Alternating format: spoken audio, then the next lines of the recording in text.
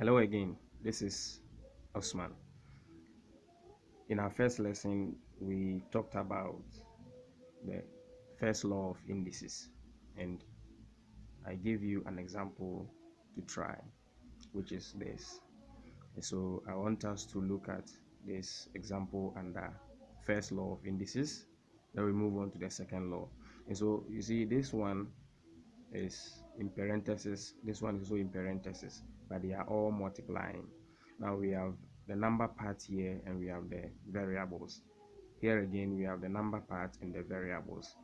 There's no problem here. We only multiply the number part, and so we all know that 2 times 4 will give us 8.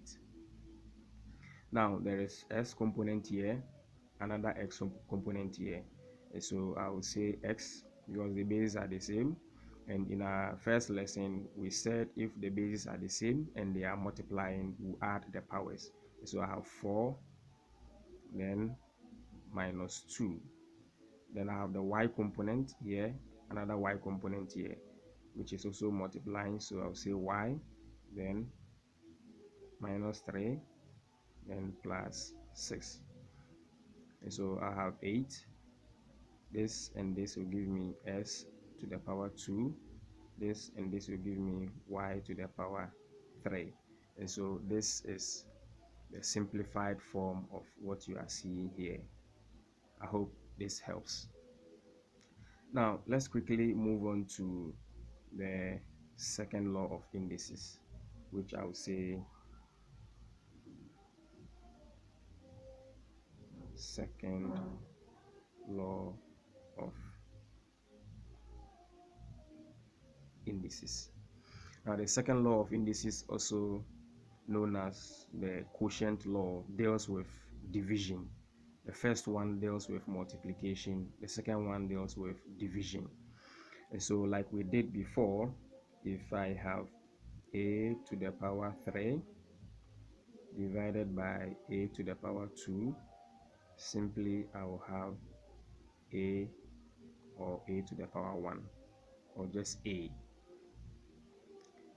Now again, if I have a to the power m divided by a to the power n, then the second law says that if the bases are the same and they are dividing, we'll now subtract the powers. Previously we learned that if the bases are the same and they are multiplying, we'll add the powers, but in terms of division we'll subtract the powers. And so here, because the bases are the same, I would say a to the power, then I'll write m, then minus n. Good. So that is why this a to the power 3 divided by a to the power 2 gave us the 1.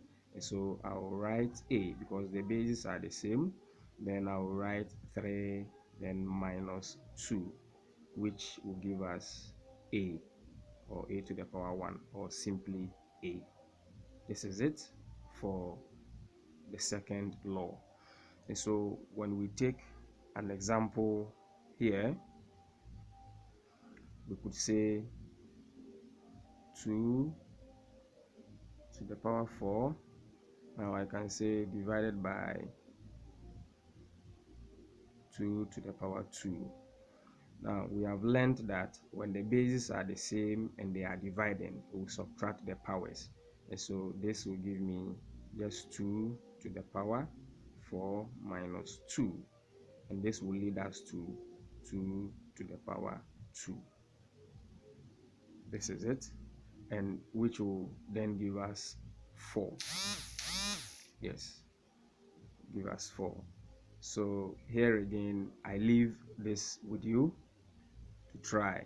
If I have s to the power 5 divided by s to the power 3, work this out and tell me the answer. We'll move on to the next law of indices in the next video. Thank you.